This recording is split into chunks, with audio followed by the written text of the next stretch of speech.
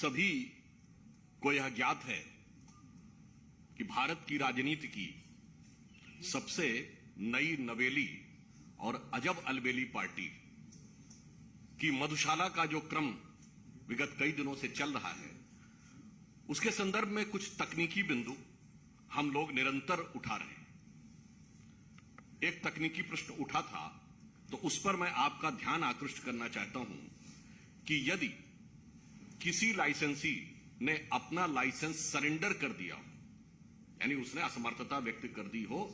और अपना फोरफीट कर दिया हो, तो उस संदर्भ में नियम क्या कहता था और किया क्या गया है। पॉलिसी जो बनाई गई, उसके पृष्ठ क्रमांक 20 पर बहुत स्पष्ट शब्दों में लिखा है, जिसका मैं उदाहरण आपके समक्ष रखना चाहूंगा कि in case of surrender of retail licence by some allottee the security deposit shall be forfeited, यानी उसके द्वारा जो भी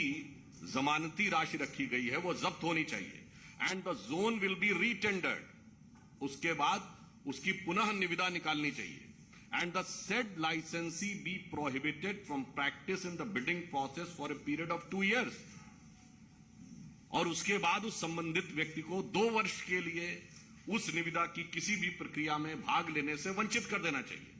यानी बहुत स्पष्ट है कि यदि कोई व्यक्ति अपना अलॉटमेंट छोड़ता है तो ना उसका पैसा वापस होना चाहिए, और उसके अलावा उसको अगले प्रोसेस में भाग लेने से पूरी तरीके से प्रतिबंधित कर देना चाहिए। परंतु इसके बावजूद जिन लोगों ने अपने लाइसेंस फोरफीट किए, उन्हें प्रकारांतर से भी मौका भी मिला और पैसे भी वापस किए गए। अब क्या इसमें किसी भी प्रकार के किंतु परंतु की कोई गुंजाइश रह जाती है? इसलिए हमारा प्रश्न यह है कि हम निरंतर उनसे दिल्ली की आबकारी नीति पर प्रश्न पूछ रहे हैं, परंतु आप देख रहे हैं कि यह नई नवेली पार्टी एक पहेली बनती चली जा रही है। परंतु आप देख रहे हैं कि जब से हमने यह विषय उठाया है और हम निरंतर केवल बिंदुवार वस्तुनिष्ठ, यानी point wise and objective question पूछ रहे हैं, तो वो क्या जवाब देते हैं? कभी न्यूयॉर्क टाइम्स की बात, कभी शिक्षा नीति की बात, कभी कट्टर ईमानदारी की दुहाई, कभी बिरादरी की दुहाई, कभी लोटस की बात, कभी बोगस की बात, कभी विधानसभा का सत्र, और आज राजघाट पर जाकर उन लोगों ने प्रदर्शन किया। मैं ये बताना चाहता हूं, ये भारत की राजनीति का अद्भुत उदाहरण है। राष्ट्रपिता महात्मा गांधी, जो शराब के पूर्णतः विरुद्ध माने जाते हैं, इस देश में ऑफिशियली उनके जन्मदिन ड्राई डे माना जाता है, और शराब में एक पौवे के बदले दूसरा पौवा देने की नीति बनाने वाले लोग जाके राजघाट पे महात्मा गांधी की समाधि पे अपनी सत्यता की दुहाई दे रहे हैं। इससे समझ में आता है, मतलब कहना नहीं चाहिए, अगर ऑन द लाइटर नोट कहें तो भाई ये मुफ्त की रेवड़ी तो बांट रहे थे, पर रेवड़ी के पेड़े सबसे ज्यादा बेवड़े पा रहे थे। ऐसा उदाहरण जिस पार्टी ने प्रस्तुत किया, वो जाके राजघाट के ऊपर बापू की समाधि पर यह कहे, तो हम उनसे कहना चाहते हैं, मान्यवर सर, आपकी सरकार पर आंच नहीं है, आपकी साख पर आंच है। हम सीधे आबकारी नीति पर सवाल पूछ रहे हैं और आप हर दिन एक नए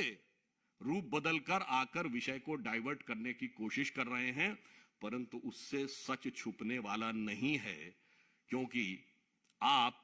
सत्य के सबसे बड़े प्रतीक की समाधि पर जाकर सच को ढकने का प्रयास करेंगे तो यह संभव नहीं है। इसीलिए यह पंक्ति कहता हूं जो आज आम आदमी पार्टी के चरित्र पर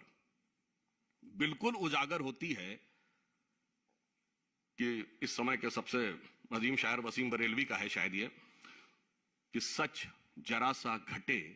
या बढ़े तो सच सच न रहे,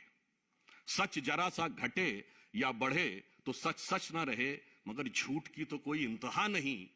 और लाख चेहरे बदल के आ जाता हूं मैं, मगर ये आईना कमबख्त झूठ बोलता ही नहीं। यह आम आदमी के चरित्र का वास्तविक चित्रण है कि न्यूयॉर्क टाइम्स से लेके स्कूली बस्ते में बोतल छुपाने से लेके अनेक प्रकार की ईमानदारी, बिरादरी और सरकार का और सब कुछ कर रहे हैं, मगर इस पे जवाब नहीं दे रहे हैं। तो